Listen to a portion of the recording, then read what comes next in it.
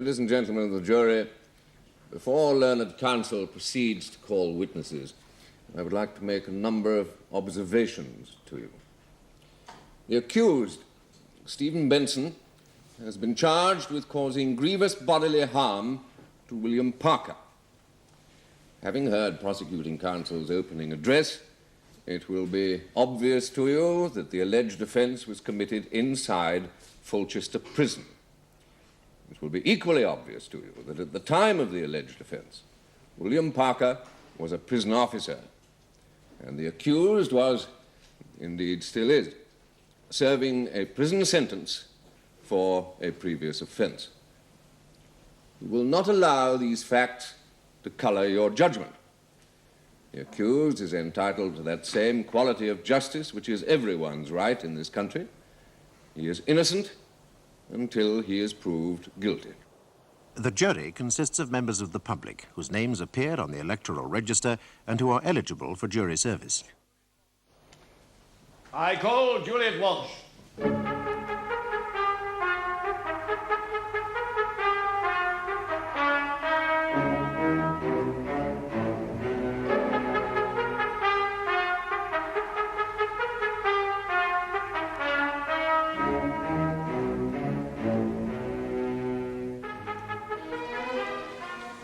Miss Walsh, you are employed as a senior welfare officer at Fulchester Prison. Yes, I am. How long have you been employed in that capacity? At Fulchester Prison, 3 years. Prior to that, 7 years in the probation service up and down the country. Just a moment. Benson, are you handcuffed? Yes, my lord. Mr. Lattimore, why is that man handcuffed? Well, I really don't know, my lord. Mr. Elliot? I've no idea, my lord. My client comes directly from Fulchester Prison. Perhaps the prison officer with him can enlighten the court. Governor's orders, my lord. He thought it best. Really now. Has Benson been handcuffed to you since leaving the prison? Yes. Unlock those things immediately. I will not have handcuffs used in this court. He's committed a very violent crime. That is for the jury to decide, not you or the prison governor. Now get them off. Yes, my lord. You may sit down again, Benson. Thank you, my lord. Miss Walsh, you were telling Mr. Lattimore that you have some 10 years' experience in the prison service. Yes, my lord. Are such practices common? The handcuffs, my lord. Yes. When dealing with certain categories of prisoner, yes, my lord. Continue, Mr. Lattimore. Thank you, my lord. Now, Miss Walsh, with regard to Stephen Benson, are you the welfare officer responsible for him at Fulchester Prison? Yes, I am. How long have you known him? Since he arrived at the prison, about 18 months ago. Yes. Now, I cannot, of course, ask you about the offence that led to the sentence which he is at present serving, but I would like to ask you why... If I may. Yes, Mr. Elliot. Whilst complimenting my learned friend on the care with which he is observing the law, I would like to advise him that we have no objections to my client's previous convictions being made public during the course of this trial. Really, Mr. Elliot? You have, of course, considered the implications of such action? Oh, yes, fully, my lord. But my client is most anxious that the jury have all the facts, and I endorse this view. We want nothing kept or held back from the jurors. I believe it was Edmund Burke who once observed that where mystery begins, justice ends. Yes, I see. Well, Mr. Lattimore. Thank you, my lord. Miss Walsh, do you know the details of Benson's previous convictions? Yes, I do. Or would you give them to the jury, please? May I consult my case notes, my lord? Certainly, Miss Walsh. Do you want his entire record or just his last offence? Well, I think, in view of my learned friend's remarks, we should have the entire record. At the age of 14, he was placed on probation for 2 years for stealing 14 and sixpence from a gas meter. At the age of 15, sentenced to 3 years at a remand home for breaking and entering and consequently breaching his probation order. He had, on this occasion, stolen goods to the value of £7. At the age of 19, a 2-year prison sentence for breaking and entering. This time he was caught on the premises. At the age of 24, sentenced to 3 years imprisonment for breaking and entering. Value of goods stolen, £83. This is the sentence he's currently serving. Thank you, Miss Walsh. Now, I should like to come now to certain events that occurred on the 27th of July this year, the day that prison officer William Parker sustained serious injuries. Now, did you see the accused on that day? Yes, I did. He wanted me to help him write a letter. Well, could you elaborate on that answer? Stephen is illiterate. He has a girlfriend in London. They correspond regularly. As he can't read or write, he obviously needs help, and from time to time, I give it. Well, you say from time to time. Do I take it that others also assist him? Some of the inmates have helped him, though I'd hardly call what they do help. Why not? They think it's a great joke to doctor his letters. He'll say one thing, they'll write down something quite different. Yes, I see, but all letters either from or to prisoners are, of course, censored. Yes, Stephen has on several occasions been told to rewrite his letters because of the crude and objectionable content of them. Yes, these will be remarks written down by other prisoners under the guise of being helpful. Yes, exactly. Always sexual comments. Stephen has constantly complained to me about the censoring of his letters, and I gather he's also complained to the prison governor. Well, what were the nature of his complaints? That there was nothing wrong with his letters, and that he was being victimized by a certain prison officer who, from time to time, performed the function of censor. Really? And did he voice such complaints to you on the 27th of July of this year? Yes, he did. He stormed into my office shouting, "That bloody screw's taking diabolical liberties with me. I'm going to have him." I am going to have him. Really? Now, what do you think he meant by that remark? My lord, what the witness thought my client meant by that remark is not relevant, and I submit such evidence is inadmissible. I submit, my lord, that this is an expert witness. She is a welfare officer and a probation officer of considerable experience. Some 10 years at prisons and prisoners, I believe. My lord, the witness is a welfare officer. Now, if she has qualifications in psychiatry or some other branch of mind reading, we have yet to hear. I submit that in this instance, the expert is not an expert. Rather harshly put, Mr. Elliot, but I'm inclined to agree with you. Thank you, my lord. Mr. Latimer, I feel that what Miss Walsh thought the accused meant by that alleged remark is not relevant, with the greatest respect.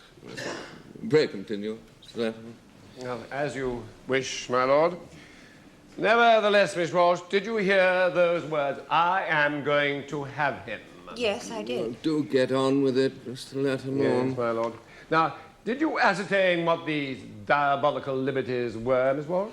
Yes, he'd just had another letter censored, and this time he'd been told to rewrite it because it contained threatening language. He was particularly distressed because he'd been sending a VO with the letter. Do you mean a visiting order, Miss Walsh? Yes, my lord. Yes, members of the jury. A male prisoner may normally receive a visit from a relation or friend once a month, and the visitor must bring one of these visiting orders when coming to the prison. So, as well as the letter being stopped, the VO that accompanied that letter was also held back. That's right. I see. Now, could the witness be shown a copy of the letter, Exhibit 5?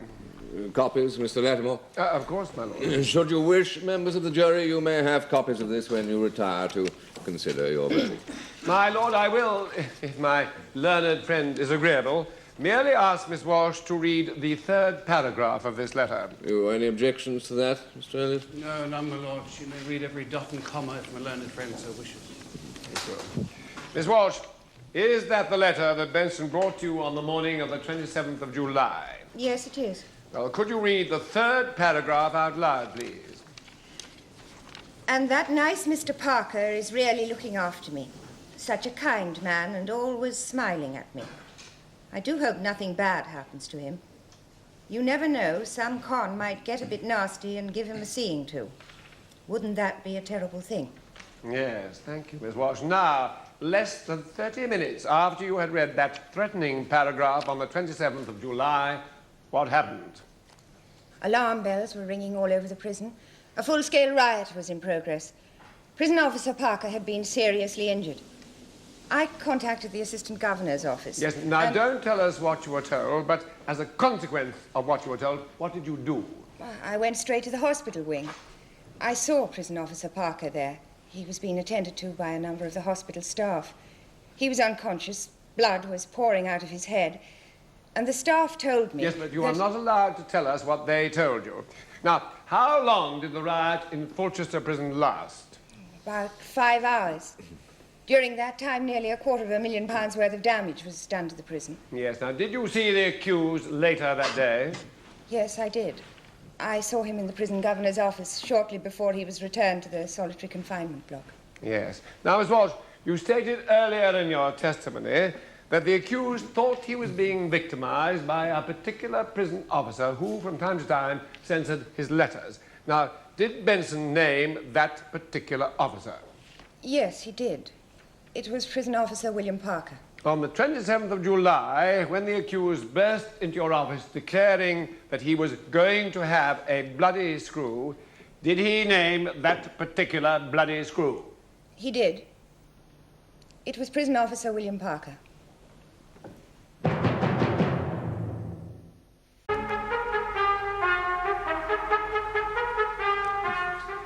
Miss Walsh, how many inmates are there in Fulchester Prison on average?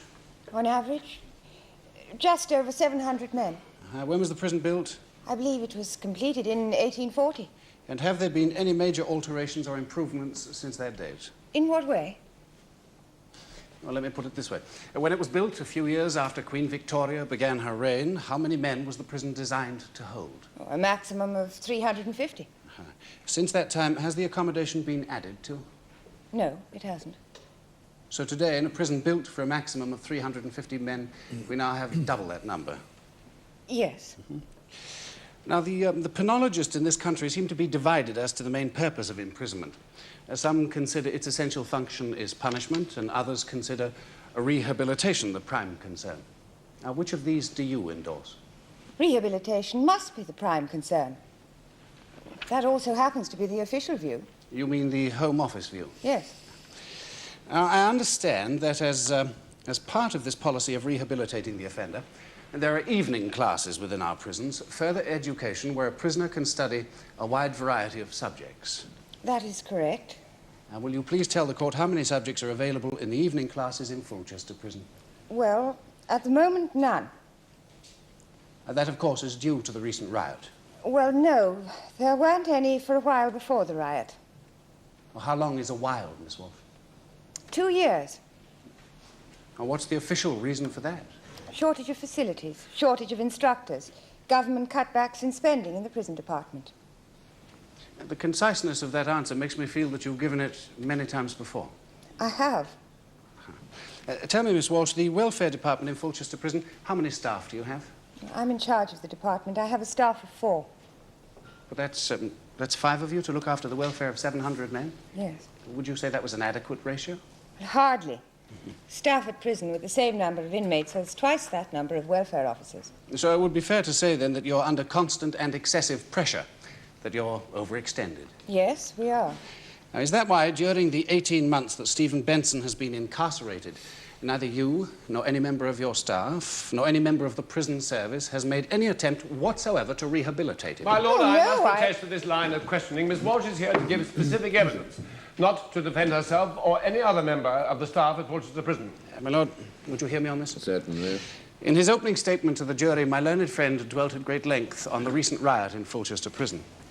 A riot, if we are to accept the prosecution contention, caused as a direct result of the alleged assault by my client on Officer Parker.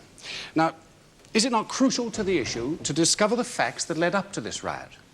To discover what actual conditions prevailed within the prison? A prison is a closed society within our own open society, but surely it's governed by the same laws. I have no desire to harass this witness, but we must obtain from her an accurate picture of the prison. It seems perfectly reasonable to me, Mr. Latimer. As you wish, my Lord. Thank you, my lord. Now, you were telling the court how overworked and understaffed your welfare department is, and I put it to you that during the 18 months that Benson has been in prison, no attempt whatsoever has been made by anyone, be it a member of your staff, the prison service, or anyone else, to rehabilitate that man. What are you implying? That it's my department's fault that he's in the dock? I imply nothing, Miss Walsh. I'm asking a direct question. I've asked it twice, and I'm still waiting for an answer. I can well understand your hesitation. Look, we do what we can for them. It is very little, but the fact that it is very little is not my department's fault. You must get someone from the Home Office into this witness box and ask them why it is so little.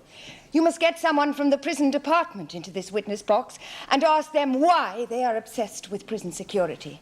Ask them why my department in Fulchester Prison is treated with either indifference or hostility by the bulk of prison officers. Our problem is not in contacting the inmates. It's in trying to establish contact with the rest of the staff.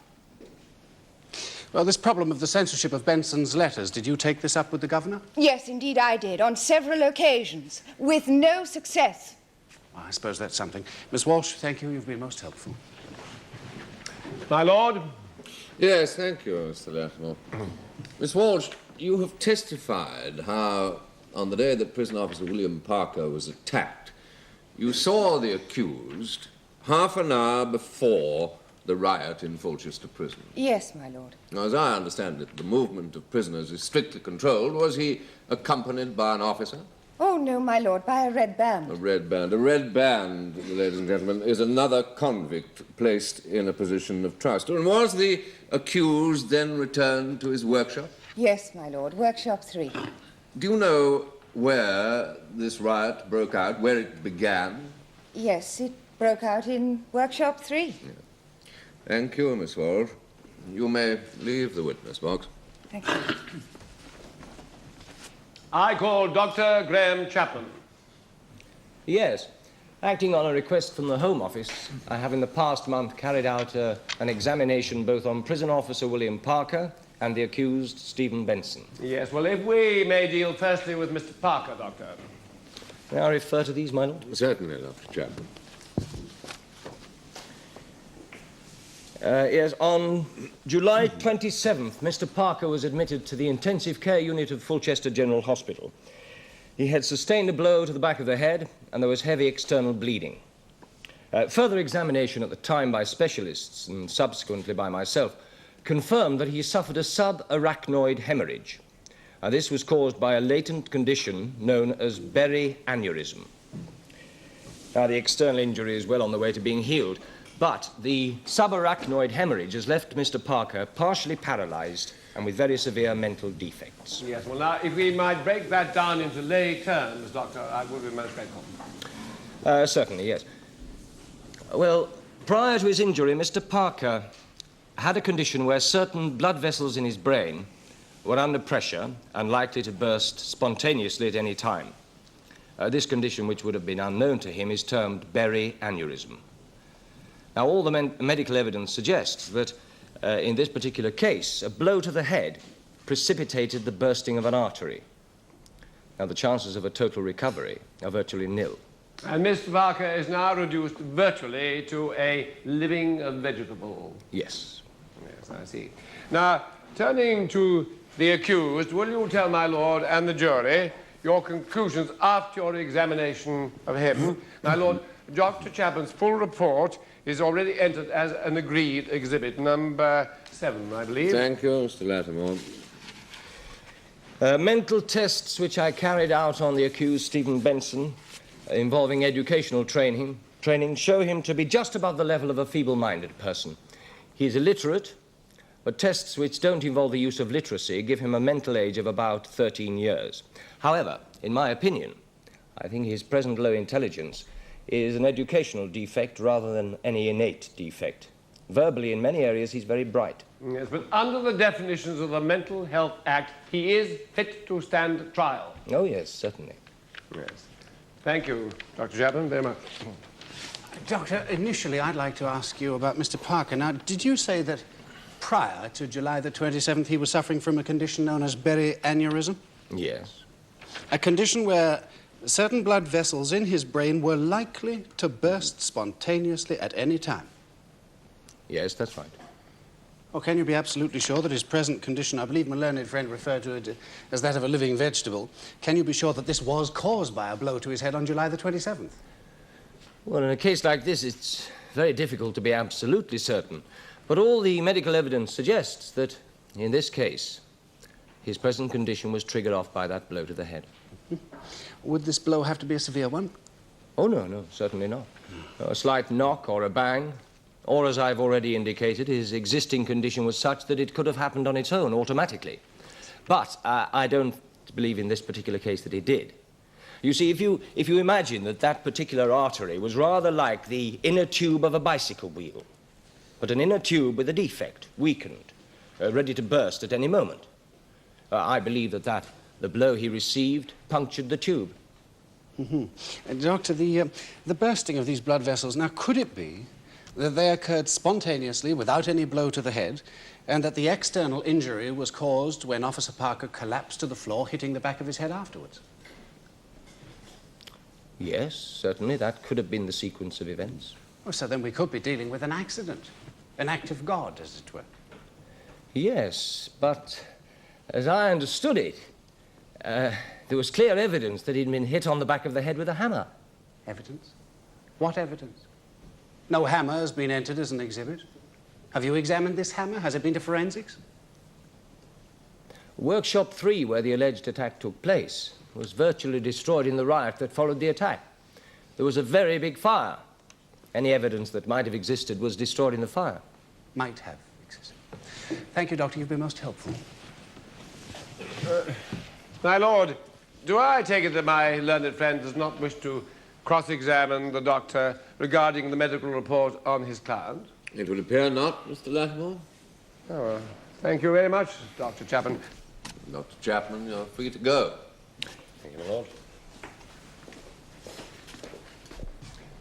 I call Bernard Axton. Bernard Axton?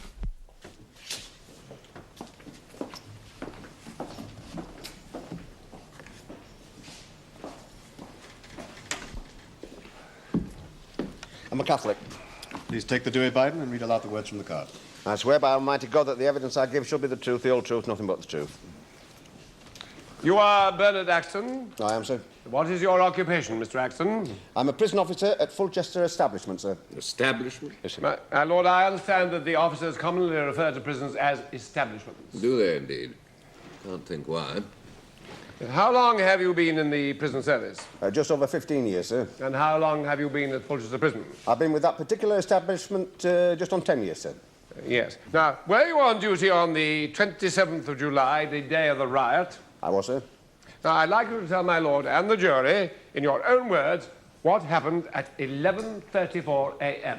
I was having a cup of tea with fellow officer Turner in the PO's office when that particular alarm bell rang. Yes, sir. Mr. Axton, I appreciate that you and your fellow officers have your own particular jargon, but I don't believe we have any prison officers actually on the jury. Who or what is a PO? It's a principal officer, sir. You see, starting at the bottom, you've got your ordinary officers, then your SOs, your senior officers, and then your POs, then you've got your chief officers, then your assistant governors, then you've got your governors, you see. Yes, thank you for the information, Mr. Axton. You're sure you haven't left anyone out? No, I don't think so, sir. But the hospital staff, they have a different form of structure. Yes, well, I don't think we'll bother with that, unless, of course, Mr. Latimer, you feel that it's relevant. Not at all. No, well, do. Let's get on with it.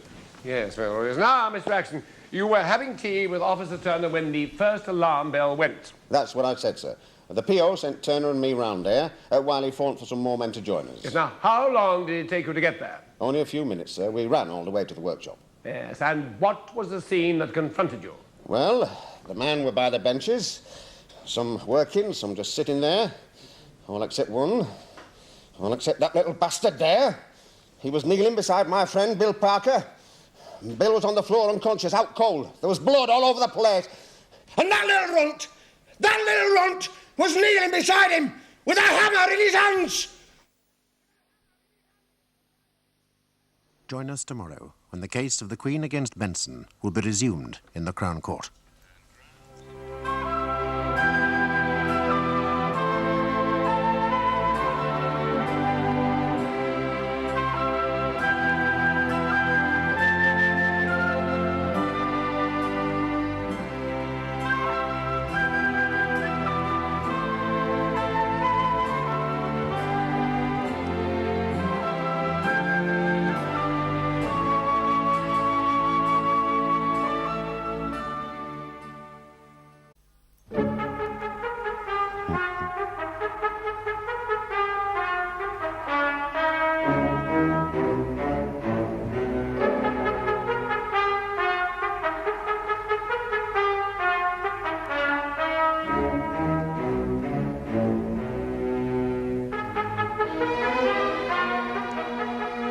Stephen Benson is charged with having assaulted a prison officer while serving a sentence in Fulchester Prison. The jury is selected from members of the public whose names appeared on the electoral register and who are eligible for jury service. At the end of yesterday's hearing, prison officer Axton lost his temper in the witness box.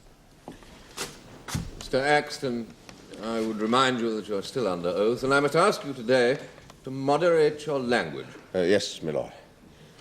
But you see, Bill Parker, he was a very good friend of mine. He's a good man. He's a good officer, too.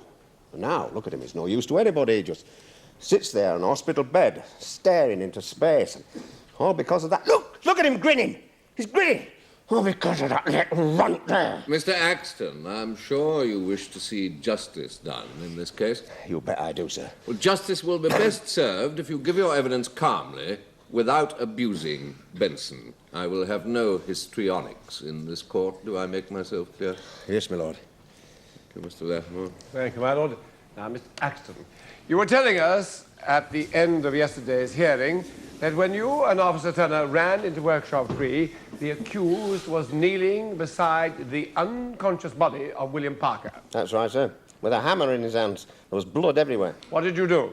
Well, I told Turner to go phone for some more men to join us while I dealt with Benson. I grabbed hold of him, hustled him outside, and he was taken immediately to the segregation block, sir. Who by? By me, sir. I see. What did you then do? I returned immediately to Workshop 3, sir. Fellow officers were trying desperately to deal with the prisoners and the fire. The whole place was ablaze, sir. A full-scale riot was in progress, sir, and it got a lot worse, too. Yes, well, I don't think we wish to deal with the escalation of the riot in this court, Mr. Axton. Really, Miss Latimer? Why not? My lord, a full inquiry into the riot is at present being held by a special committee appointed by the Home Office. I see. That'll not prevent Mr. Elliot from asking this witness questions about the events in Workshop 3 where this riot is alleged to have begun, will it? Well, of course not, my lord. I might have a few to ask myself. As you wish, my lord. Continue, Mr. Latimer. Yes. Yes, I will. My lord, Mr. Axton, at that moment when you entered the workshop, most of the men were at their benches working. That's right, sir. Or going through the motions of work, as they usually do. My lord, I listen with distaste to the growing subjectivity in this witness's evidence. Now, may he be asked to confine himself to answering just the questions? Mr. Axton, I appreciate that you feel deeply about this matter, but this trial is a search for the facts and not opinions. Not, that is, unless they be expert opinions. I'm much obliged to your lordship. Mr. Axton. Mr. Axton. Sir. Mr. Axton, you were telling the court that the men were at their benches working when you and Officer Turner entered Workshop 3. That's right, sir. All except Benson. He was kneeling beside Bill Parker with the hammer still in his hands. Did the accused say anything when he saw you? No, he just looked a bit nervous and backed away, so I grabbed hold of him and took him outside. Yes, thank you very much, Mr. Axton. Do you sometimes act as censor of the prisoner's letters? Eh? What's that got to do with this case? Mr. Axton, I will judge the relevance of the questions, and I would like you to answer that question. Yes, sir. All right, I do. What about it? From time to time, you have censored Benson's letters. Is that correct? You mean 2119840, Benson? Mr. Axton, in this courtroom, he is not a number. Now, do you, or have you, from time to time, censored Stephen Benson's mail? Yes, I do. Thank you. I'd like to put to you some of the reasons you've given for rejecting his letters and ordering him to rewrite them over the past 18 months. Well, you can put what you like, sir, but I shan't answer your questions. Why not? Official Secrets Act, sir. All that information is covered by the Official Secrets Act. Don't you talk to me about the Official Secrets Act. This man faces a serious charge, and you lecture me about the bloody Acts of Parliament. Mr. Elliot. Sorry, my lord. Mr. Axton, I'm fully aware that in ordinary circumstances you would not be permitted to answer such questions. That's right, my lord. However, these are not ordinary circumstances. I direct you, as I will, if necessary, direct any subsequent witnesses, to answer any questions I consider relevant in this trial. If necessary, I shall clear the court and the trial will proceed in secret, but I will not brook any interference with the course of justice. Over the years, I've grown weary of listening to civil servants talking about matters not being in the public interest and hiding behind the Official Secrets Act. It will not happen in this trial. You will, unless I direct you not to, answer counsel's questions. Is that understood? Yes, my lord. On your right, then, mate. You are coming very, very close to committing contempt of court. I'm not prepared to predict what sentence I might inflict upon you should I find you guilty of contempt. Let me point out to you that one of the possibilities is imprisonment. I'm very sorry, my lord. Thank you, my lord. Now, Mr. Axton, as I understand the prison system on censorship, if, when acting as censor, you want a prisoner to rewrite a letter, the letter is passed from you to the governor with your comments on it. Is that correct? Yes, that's right, sir. Mm-hmm. Now, over the past 18 months, with regard to letters written by the accused, have you stopped his letters for the following reasons? 5, for using grossly improper language. Well, I can't remember the exact number, sir, but that figure would be about right, yes. 1, because he mentioned he was getting his letters stopped. 1 that contained complaints about the quality of the food. 1 that made critical comment about the censorship of his letters. 1 written in an attempt to get a pen friend. And 1 because it was written in red ink. Did you get all those letters stopped for those reasons? If you say so, sir. No, I'm not saying so. I'm asking you. Well, I can't be precise. I censor a lot of letters, but I'd certainly have stopped any letters for the reasons you've just given. Why? Contravention of prison rules. What, writing a letter in red ink? Certainly. Definitely not allowed. You see, you must understand, sir, that allowing a prisoner to write a letter is a privilege. Well, is it not a basic human right? It's a privilege, sir, and those privileges can be removed. What do you believe to be the purpose of prison? To punish people going there because they've broken laws, committed crimes.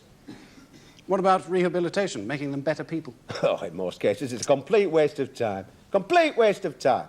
The best thing to do is to make it as hard and as unpleasant for them as possible, to discourage them from committing further crimes when they get out. They've got to be taught a lesson. Or is that what you decided to do to the accused when you ran into Workshop 3? What do you mean? Teach him a lesson. Is that why you took the course of action that you did? Just got him out of there as quick as I could. I put it to you, you did a lot more. I put it to you that the first thing you did was to hit him over the head with your truncheon. And when he fell to the floor, you kicked his body. Not once, but again and again. Indeed, kicking him until he was unconscious. I would also put to you that the sole cause of the prison riot that followed was the violent and brutal beating that you inflicted upon that young man. It's nonsense. Utter nonsense. I didn't beat him up. Now, how much force did you use on him then? I used no more force than was necessary. Yes, yeah. Good old Rule 44. What is that, Mr. Elliot? That's prison rule number 44, my lord. I would like at this point to introduce a copy of the prison rules, if, as an exhibit, if my learned friend has no objections. None, my lord. Now, will come Exhibit 9. Thank you, my lord. Usher, would you give a copy of the prison rules to Mr. Axton? I'm sure you're familiar with the prison rules, Mr. Axton, but you may wish to refresh your memory, and I have no desire to take an unfair advantage. I'm quite familiar with Rule 44, sir. An officer, when dealing with a prisoner, shall not use force unnecessary. But when the application of force to a prisoner is necessary, then no more force than is necessary shall be used. That's excellent. It's very good, Mr. Axton. I wonder if you could also recite for us Clause 2 of that rule. Clause 2? It's right there. Oh, yes. Find the bloody thing now. No officer shall act deliberately in a manner to provoke a prisoner. Yes. Now, on your sworn testimony, when you entered the workshop, all the men except one were at their benches, either working or, as you so memorably put it, going through the motions of work like they usually do. Now, on your sworn testimony, it was you that moved towards Benson. It was you that grabbed him and dragged him outside. Is that correct? That's right, sir. Then what sparked the riot that immediately followed your action? I mean, what caused a full-scale riot that has cost us an estimated £250,000? Benson attacking Bill Parker. But, Axton, if that was so, surely you would have entered the workshop to find the riot in progress. Well, it happened a few minutes later. Indeed it did. But on your testimony, you've stated that the only thing that took place in those few minutes was you grabbing Benson and taking him outside. Yes, that's right. Well, I put it to you that it was not Benson's attack on your friend that caused the riot, but your attack on Benson. I suggest that every man in that workroom knew you had brutally attacked an innocent man, and that is what precipitated the prison riot. My lord, the witness can hardly be expected to know what was in the minds of some 30 prisoners at any given moment. I agree, Mr. Latimer. As your lordship pleases. When you took Benson outside, you took him directly to the segregation block. What is this segregation block? Well, it's a fancy term for what you used to call the punishment block, sir. Solitary confinement. Oh, so he was taken to a punishment cell? That's right, sir. Did he go quietly? Well, it didn't cause me any trouble, if that's what you mean. Because he was unconscious when you dragged him there? Nonsense, I walked him there. Well, did you meet or see any of your brother officers on the way? I don't remember seeing anyone. The place was in utter chaos, you know, bells ringing, people shouting eyes. How convenient. Now, how near is the punishment block to Workshop 3? Oh, not far, a couple of 100 yards away, that's all. How long was it before you returned to Workshop 3? Just a few minutes. And in those few minutes, you'd have us believe that a full-scale riot had broken out. The workshop was ablaze. Your fellow officers were trying to control both the fire and the prisoners. That's about it. I suggest that when you got the accused to the punishment cell, he had recovered consciousness. And when you got him into the cell, you gave him another beating before you returned to Workshop 3. Packer lies. Parker was a close friend, was he not? He was. A good officer, too. Good man. And when you entered the workshop and saw, or thought you saw, the accused attacking your friend, you lost your temper. I mean, here was this man. What was it you called him? A little bastard. A little runt. Well, here was this little bastard, this runt with a hammer in his hands. And I suggest that it was you that initiated the violence with a vicious attack on young Benson. It's lies. It's all lies.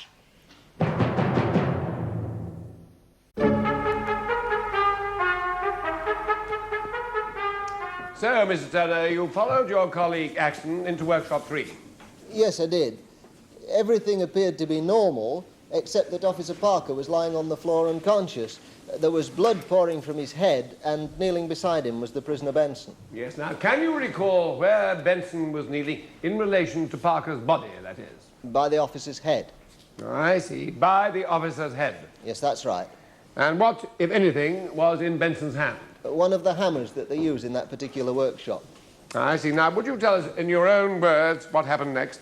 It was obviously a very serious incident, so I phoned the chief officer directly. Yes, now, did you see your colleague Axton dealing with the accused? No. I was too intent on getting through to the chief. By the time I'd got through and informed the situation, Benson and Axton were on their way out. Somebody had started a fire. A whole pile of mailbags and materials was flaring up, and the workshop was rapidly filling up with smoke. Excuse me, my lord. May I question the witness? Question the witness? Yes. What did you want to ask him? I wanted to ask him about that hammer, my lord. What about the hammer? When he entered this workshop and saw the accused kneeling on the floor, how was he holding the hammer? Do you mean by which end was he holding it? No, my lord. I mean, was he holding it in a threatening manner or not? That's a very good question. Well, Mr. Turner, can you enlighten the juror? As I recall, it was lying on the floor and his hand was touching or just holding the handle. So he was not poised as if to strike the prison officer? No, my lord. Thank you, my lord. My lord, you were telling us, Mr. Turner, that the workshop was on fire. Yes, I tried to calm the men down, but they appeared to be enraged. They kept calling out that Benson hadn't done anything. Yes, now, have you ever had any trouble with Benson? Well, there was one occasion earlier this year. I'd had to stop one of his letters, and he threatened me. Oh, really? Now, what happened? Oh, he raised his fist. I just told him not to be bloody silly, or I'd put him on report. I see. Thank you very much. Mr. Turner, how long have you been in the prison service? Nearly 2 years. And is this the first riot condition you've seen in that time? Yes, it is. I take it that your prison officer training course would have been at the customary place Wakefield. Yes, it was. And how long is that course? 8 weeks. Would I be correct in assuming that the basic theme of that course is one of containment of the prisoners? I wouldn't agree that it's the basic theme of the course, but obviously that aspect features heavily. Now, Mr. Turner, what are the basic qualifications needed before one becomes a prison officer? Well, you're given various tests and extensive interviews. Yeah, these various tests and interviews, I am right in saying, am I not, that they take place in the course of just 2 days? You mean before you're offered a job? Yes, I do. Yes. Of course, then you have to be trained at Wakefield, and the training doesn't stop there. You're learning all the time. Yes, I'm sure you are, but without any basic educational qualifications, such as degrees, A-levels, O-levels.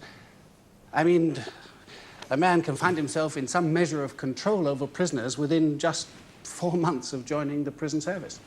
Yes, I think that would be accurate. Now, what do you consider to be the prime purpose of prison? Rule 1 of the prison rules answers that question clearly. The purpose of the training and treatment of convicted prisoners shall be to encourage and assist them to lead a good and useful life. It's an admirable sentiment. But do you think it can be applied to the day-to-day life of Fulchester Prison, or indeed any other prison? No, it can't. Why not? What we have in our prisons is a myth, a fantasy of rehabilitation. Men like Benson cutting up mailbags to salvage the metal rings. Young prisoners working on farms and then returning to ghetto areas in big cities like London, Liverpool, Birmingham. You don't find many farms in those places. We're not all punitive-minded in the prison service, you know. A lot of us want to help these people. We'd like to take over the welfare work. They won't let us. Please go on. The Prison Officers Association put forward a scheme 4 years ago proposing the incentive of an extra 6th remission of sentence for prisoners of good behaviour. Such a scheme would have reduced the prison population by 25%. It was rejected.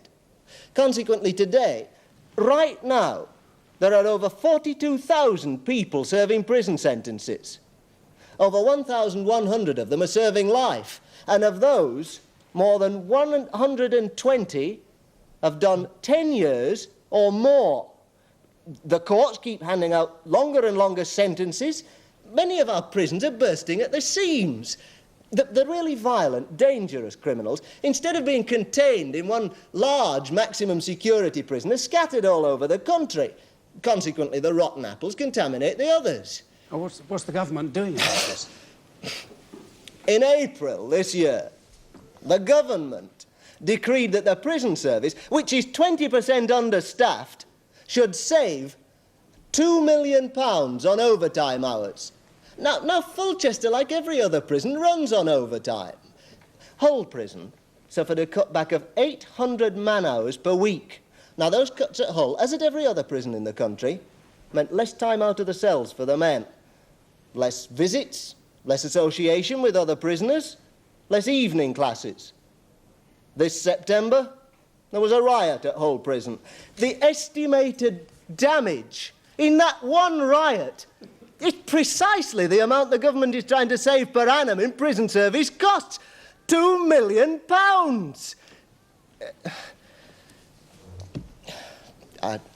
I don't know where the buck stops, but if it doesn't stop soon, the recent riots we've had in this country at Fulchester, Hull, Gartree, Albany, they'll look like picnics with what's to come. Mr. Turner, I'm sure we're all obliged for that disturbing information. Screws aren't all bastards, you know. No. I take it then it is your belief that some of these factors you've told us about caused the riot in Fulchester Prison, in your opinion? I believe so, yes. Apart from the incident you've mentioned, have you ever had any trouble with the accused? Apart from that incident, none. Have you ever seen him use violence? No. Mr. Turner, I thank you. Mr. Hudson, are you at present serving a prison sentence at Fulchester? Yes, sir, I am. Yes. And in July this year, were you sharing a cell with the accused?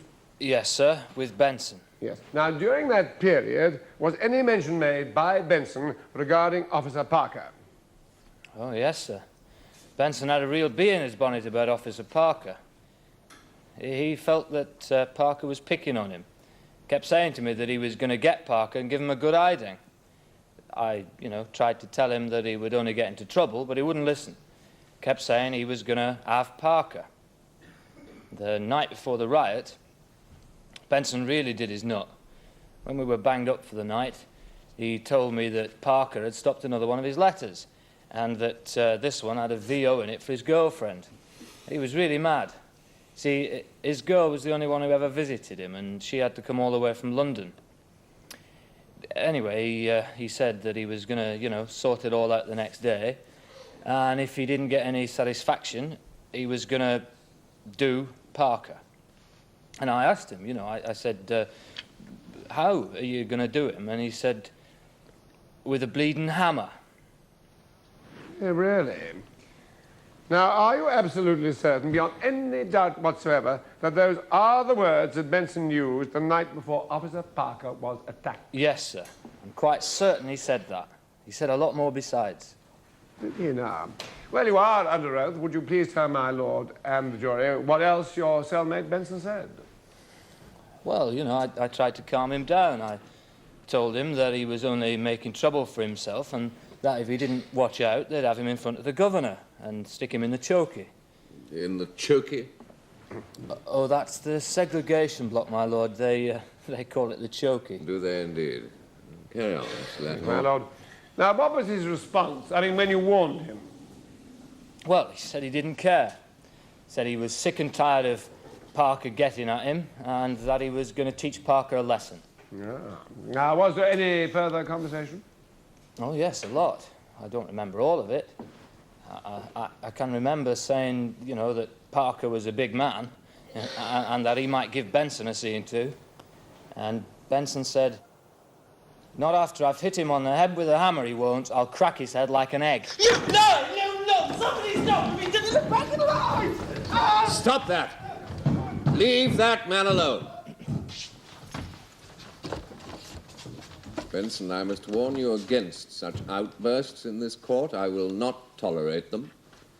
In good time, you will have ample opportunity in the witness box to question this witness's evidence.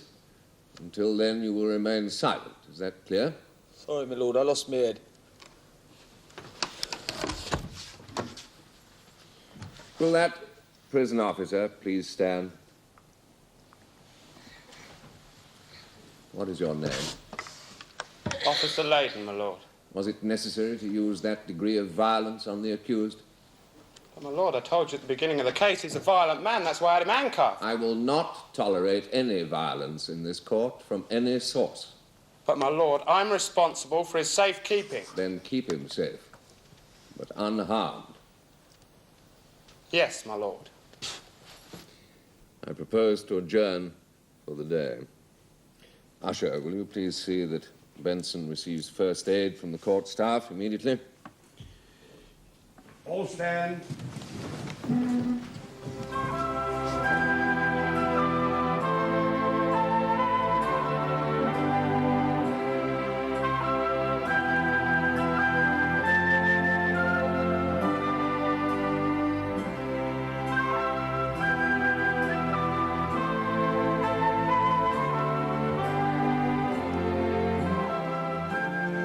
The cases in Fulchester are fictitious.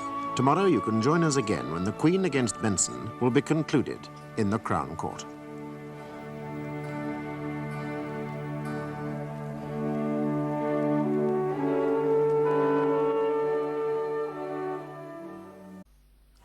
Stephen Benson is charged with having assaulted prison officer William Parker whilst serving a sentence in Fulchester Prison. The jury in this case has been selected from members of the public whose names appeared on the electoral register and who are eligible for jury service. Yesterday, fellow prisoner Hudson testified about the threats that the accused, Stephen Benson, had made on the night prior to the prison riot. Hudson is about to be cross-examined.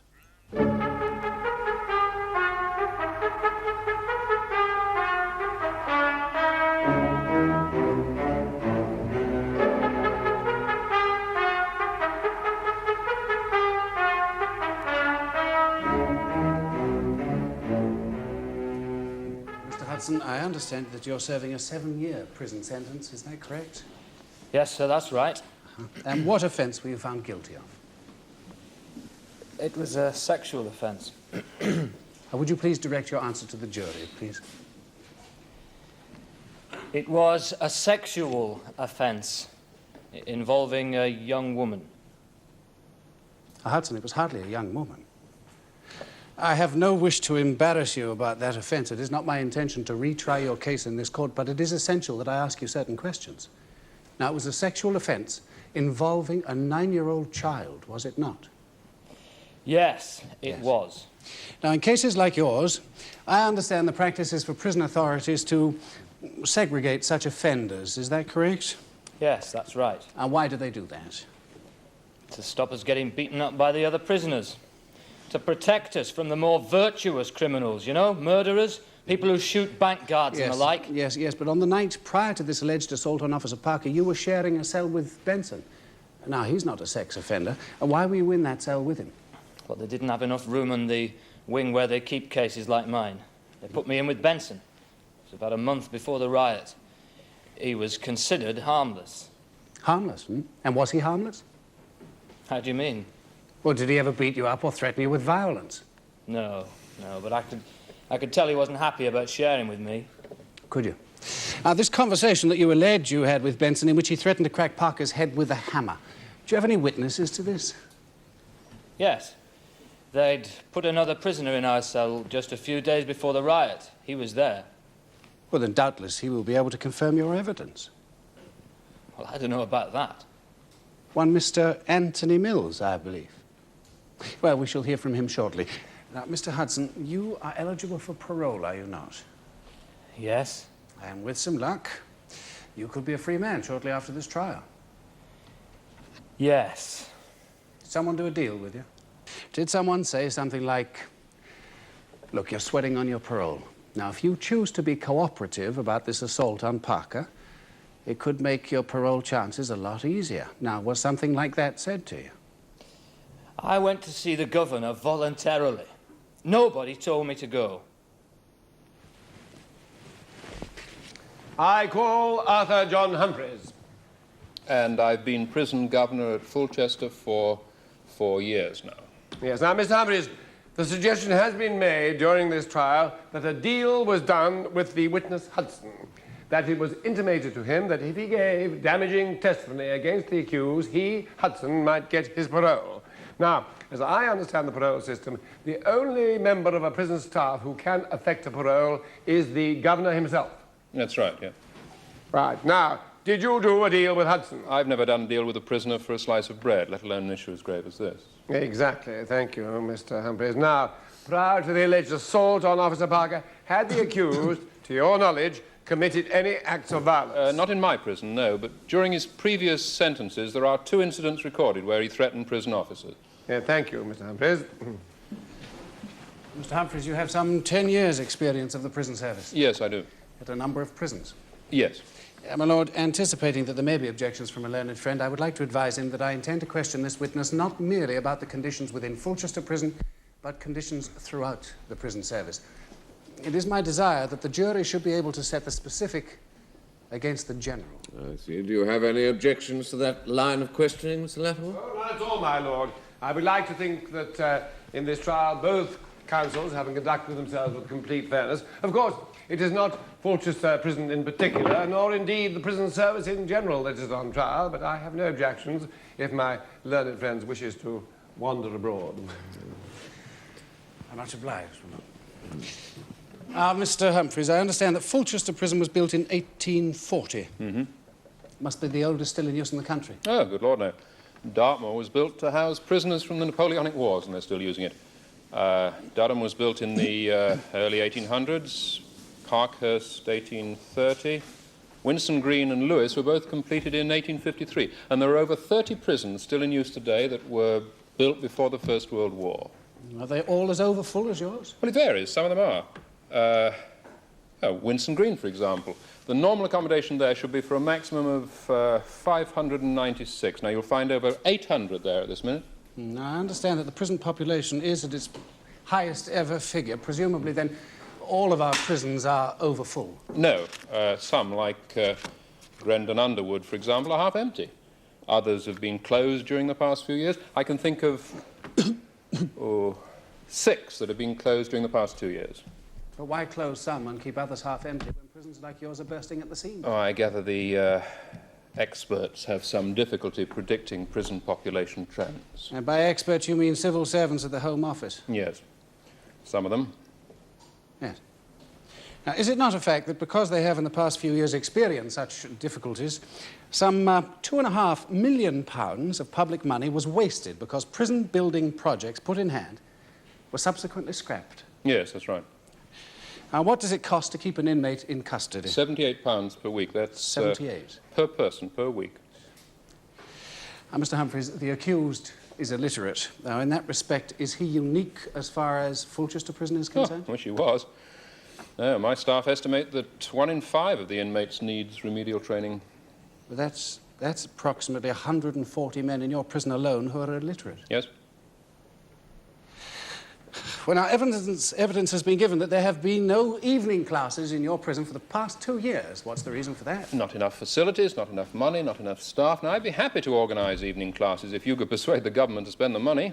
Money? Well, talking of money, how much do we spend each year on prisons and how much on, say, the probation service? On prisons, £150 million, which is 5 times what we spend on probation. 5 times. Workshop 3, exactly what kind of work is done there? Metal recovery, that's dismantling old post office equipment. What wage do the men in that workshop earn? 60 pence a week.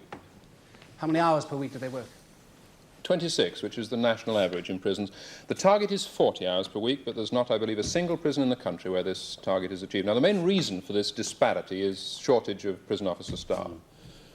The work that they do in this particular workshop, would you say that it was designed to help their rehabilitation?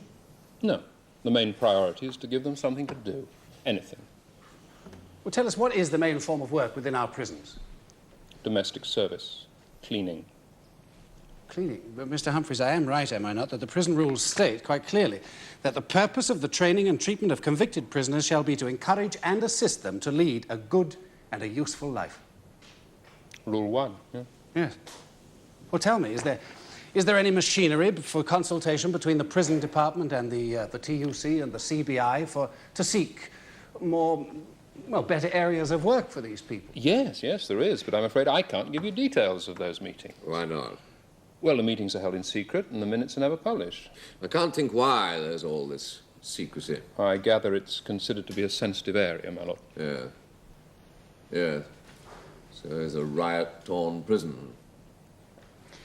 Thank you, Baron.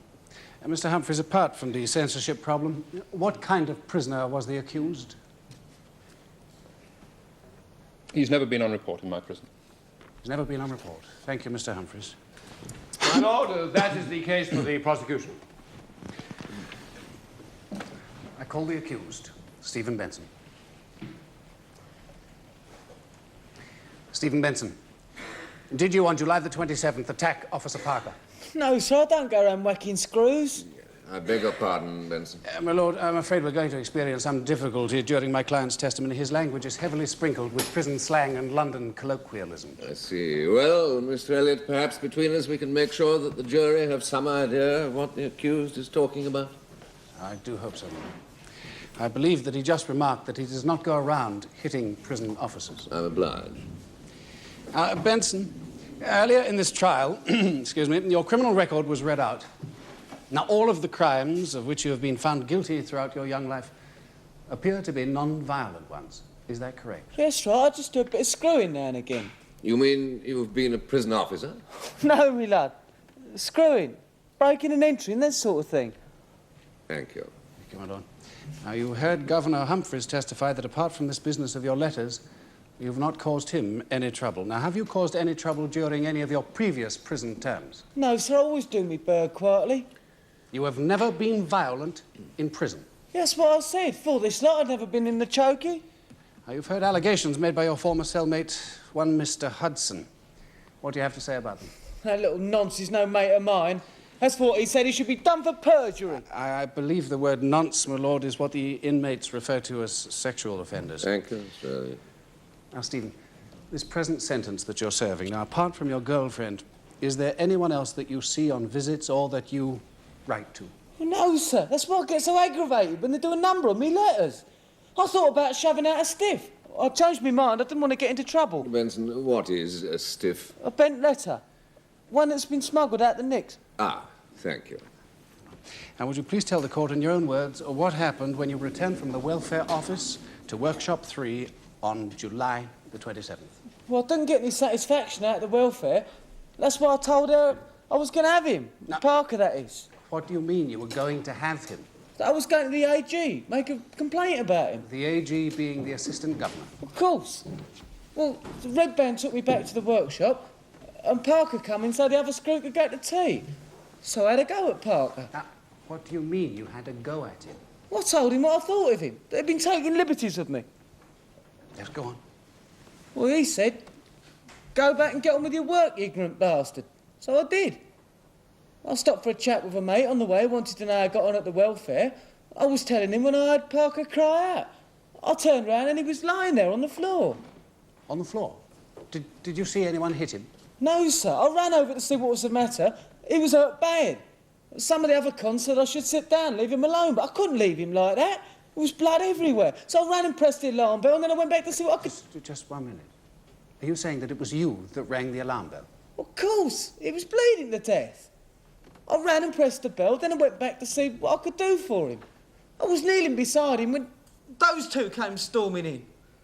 That bastard Axton come at me like a tank. He was clubbing me and kicking me all over the place.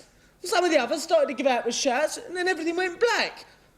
Next thing I remember is that nutter throwing me in the chokey. Then he come in and started kicking me again.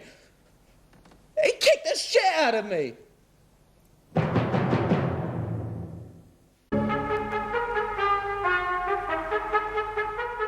Benson, this story, this touching story of yours about your concern for Parker, you don't really expect my lord and the jury to believe it, do you? Well, it's the truth. Well, here is this man whom you clearly disliked, a man whom you had told the welfare officer you were going to have, a man who said you had threatened to crack like an egg. Here is this man, and you run to help him.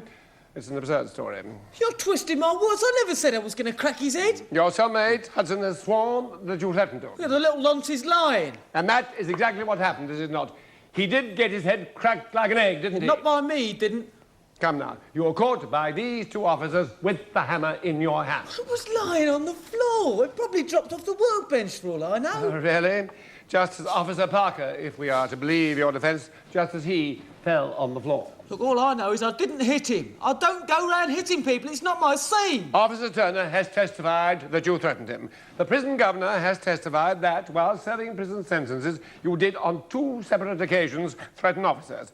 Hardly passive behaviour, is it, Benson? Well, just threats when I was wound up. I wouldn't hit anyone. It's stupid. Yes, well, I put it to you that this story of yours is not merely stupid, but that it is a fabrication, a fantasy, and that there is not one word of truth in it. I'm telling the truth. I'm on oath to do that. Yes, just as you were on a number of occasions in the past. Evidently, those juries did not believe you either.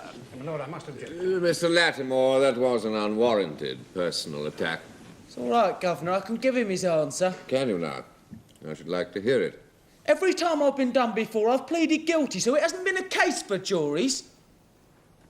You should know that, my lord. You sent me away for the sentence I'm serving at the moment. I did? Yes, sir. You sure? Yes, sir.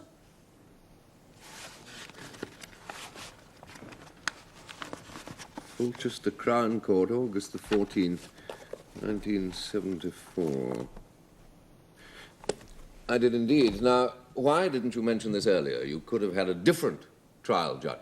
I'm happy with the one I got. I thought he was very fair to me last time. I don't know, I'm sure. Are you certain you've no objection to my sitting on this case? You are at liberty to discuss this with your counsel, if you wish. There's no need. I'm happy. Mr. Lattimore, Mr. Elliot, in view of the fact that I've dealt with this man previously, do either of you have any application? No, my lord. No, my lord. Very well. Let us continue. I have no further questions, my lord. Thank you, Stephen. Call Mr. Anthony Mills, please. Mr. Mills, is the accused known to you? Yeah, we were sharing the same cell at the time of the trouble. I'm not known to you, am I, Mr. Mills? No, I haven't had that pleasure, my lord. No. By trouble, you mean... What they call the riot. I've been in isolation since then. Did you ask to be put in isolation? No, of course not. It was governor's orders. He slapped about 20 of us into isolation after the trouble, and we're still there. But that's 6 months ago. That's right. And we'll be there until the committee inquiring into the riot decides to finish inquiring. Now, the night before the riot, do you recall the conversations that took place in your cell? Yes, I do. It's been alleged by one witness that Benson made a number of threatening remarks that evening whilst in the cell. Do you recall those? No, he never threatened anybody. Wouldn't hurt a fly, that one. Did you hear him at any time during the entire night make any kind of threats towards Officer Parker? No, the only thing he said about Parker that night was he was going to see the AG and complain about the way his letters were being censored. No threats to hit the officer, Officer Parker, over the head with a hammer? But Ivy Benson, you must be joking. He's not a GBH merchant, he's just a tea leaf. He just does his bird nice and quietly and never causes any trouble to the heavy mob. They don't even bother to spin his Peter. Oh, dear, here we go again. Mr. Mills, it would greatly assist proceedings if we could maintain at least a nodding acquaintance with the Queen's English. Oh, certainly. I'm sorry, my lord. I was merely stating that Benson there is not a violent criminal. He's just a thief. He's never caused any trouble in prison, not even with those officers who go out looking for it. And they don't even bother to search his cell. Is that better? I'm much obliged. My lord. Now, anticipating that my learned friend will wish to inquire into your past, Mr. Mills, would you mind telling us what you're in prison for? Kiting. I got 3 years. Oh, that's passing false checks, my lord. Thank you. Now, prior to the riot, where did you work in the prison? Same place as Stevie, Workshop 3. And were you in the Workshop 3 on July the 27th of this year? Yes, I was. And were you in Workshop 3 when the accused returned from the welfare office? Yes. And would you please tell the court what happened?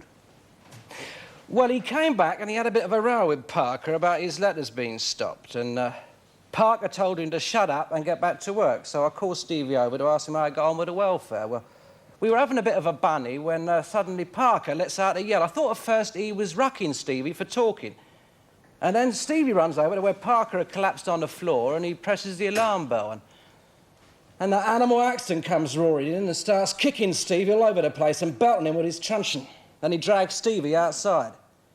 Oh, by that time, things had started to get a little bit heavy in the workshop. You know, there was chairs flying about and there was a couple of windows got broke and, well, there was a fire. And now they're deciding which of us to charge with rioting. Mr. Mills, I thank you. Mr. Mills, bouncing checks is not the total extent of your criminal record, is it? No, I've got a record longer than your wig. And before you ask, it's a violent one, all right? Yes. Now, this is not the first prison riot in which you have been involved, is it? No, and it probably won't be the last. As long as the screws treat us like wild animals, we'll act like wild animals. Green Tree Prison, 1973. You tried to form a prisoners' union then, did you not? Yes, I did. Yes, the result was a riot costing this country £500,000, was it not? That's right, I did it all on my own. I don't be bloody stupid. We were protesting about the brutality in that nick, about the food not fit for pigs. Do you know that proportionately they spend more money feeding the guard dogs in this country's nicks than they do on the cons' food? Anyway, why shouldn't prisoners be members of a union? I am not here, Mr. Mills, to debate with you your extraordinary ideas, nor am I here to answer your questions. You are here to answer mine now. The riot in Green Tree Prison began when you hit a prison officer, did it not? No, that riot in Green Tree Prison began 150 years ago when they built the place. And the screws they had there in 1973 still thought in terms of treadmills and picking oakum. Not even the dustbins were chained together like they are in Parkhurst. Hit a screw. You bet I hit him, and I'll tell you why. The reason I hit him... I'm interested in why. My lord, can I finish my answer? Yes, Mills, you may. I hit him because he put carbolic acid in the fish tank in my cell and killed my fish. Now, he didn't do that to punish me or because I've been a naughty boy. No, it was a warning. Stop going on about prisoners' rights or else. He was trying to wind me up to get me at it. Well, he succeeded. I did over 500 days solitary confinement after that. That's nearly 2 years. Alone in a cell, 23 hours a day. Oh, they let you out for an hour a day so you don't forget how to walk. In 1972, you staged a sit-down strike at Garfield Prison, is that right? I staged a sit-down strike in protest at the work they had us doing. We spent every working day making chair legs. And when we made them, they burnt them in the prison furnace. That's how they get at you. I don't listen to all this crap about rehabilitation. Nobody wants to rehabilitate us. Why should they? Well, if they did, they'd all be out of work. Come to think of it, you'd all be out of work as well. Mills, just now you remarked that at Green Tree you were held in solitary confinement for over 500 days. You sure it was that long? Yes, my lord. That's by no means the record. Timothy Noonan did over 1,000 days solitary before the press got hold of it. The late Timothy Noonan, I should say. Yes. Yes, thank you. That's more. My lord. Mr. Mills, how would you sum up your attitude to prison officers? In a word, hatred. for what they've done to me and what they're doing to others. Yes, you hate them enough to come into that box and to lie about them, don't you? Oh, do me a favour. I don't have to lie about them. Just tell the truth. Well, I suggest that there is not one word of truth in your account of the attack on Officer Parker. I suggest that it is a tissue of lies.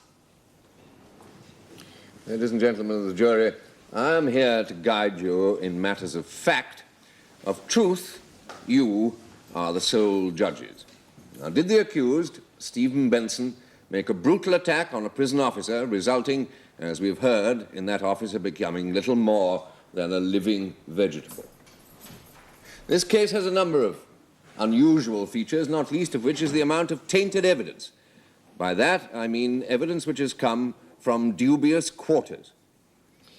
In his final speech to you, prosecuting counsel rightly drew your attention not only to the record of the accused, but also to the record of the witness Mills.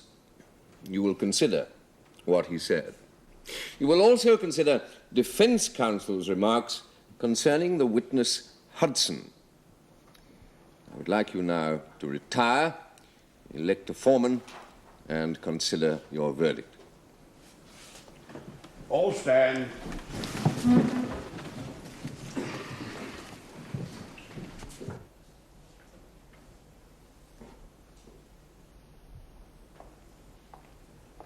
Members of the jury, will your foreman please stand? Have at least 10 of you reached a verdict upon which you are all agreed? Yes. Do you find the defendant guilty or not guilty? Not guilty. Stephen Benson, the verdict is one of not guilty. You are free to leave this court and return to Fulchester Prison. All stand.